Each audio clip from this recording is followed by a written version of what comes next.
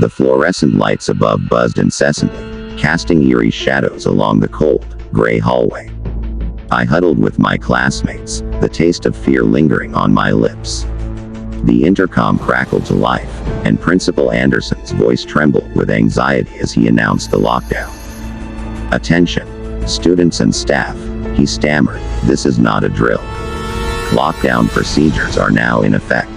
Please remain quiet and in your classrooms." The sudden seriousness in his voice sent a shiver down my spine. I exchanged worried glances with my friends, Sarah and Mark. We knew this was no ordinary lockdown. Minutes felt like hours as we sat in the dimly lit classroom, the tension in the air palpable. We whispered about the rumors that had been circulating lately, the strange disappearances, the unsettling sightings in the woods behind the school, and the inexplicable markings found on the lockers. It was as if our school had become a breeding ground for something otherworldly. A loud bang echoed through the hallway, followed by a bone-chilling scraping sound. I felt my heart race, my palms sweaty. Mark clenched his fists, his knuckles turning white. Sarah's eyes widened with terror as we heard something moving closer. The intercom crackled again, but this time it wasn't Principal Anderson's voice. It was something guttural, inhuman, a voice that sent shivers down my spine. "You can't hide, little ones," it hissed. Panic surged through me as I realized the source of the voice was just outside our classroom door. Whatever it was, it knew we were here. Sarah stifled a sob, and Mark held his breath, his face contorted with fear. The doorknob rattled violently, and my heart pounded in my chest. We watched in terror as the door slowly swung open, revealing a creature unlike anything we had ever seen. Its skin was ashen gray, stretched taut over a skeletal frame. Its eyes, devoid of any humanity, glowed with an otherworldly light.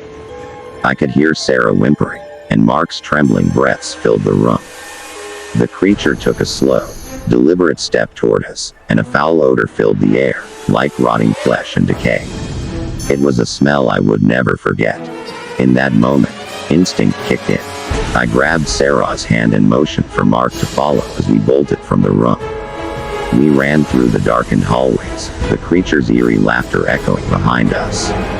It seemed to take pleasure in our fear, feeding off it like a predator stalking its prey. We stumbled into the gymnasium, where other students had gathered. They, too, had seen the horrors lurking in the shadows. Our eyes met, a silent understanding passing between us.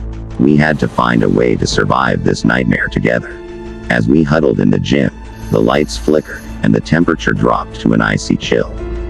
The intercom crackled to life once more, but this time it was Principal Anderson's voice, strained and desperate.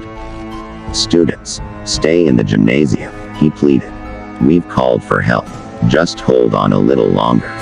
But hope felt like a distant memory as the creature's voice returned, mocking Principal Anderson's words. "Help won't save you," it taunted. Hours passed, and the creature continued to torment us, its malevolent presence growing stronger. We clung to one another, our fear and desperation binding us together. We were trapped, with no way out, and the horrors of that high school lockdown would haunt our nightmares for the rest of our lives.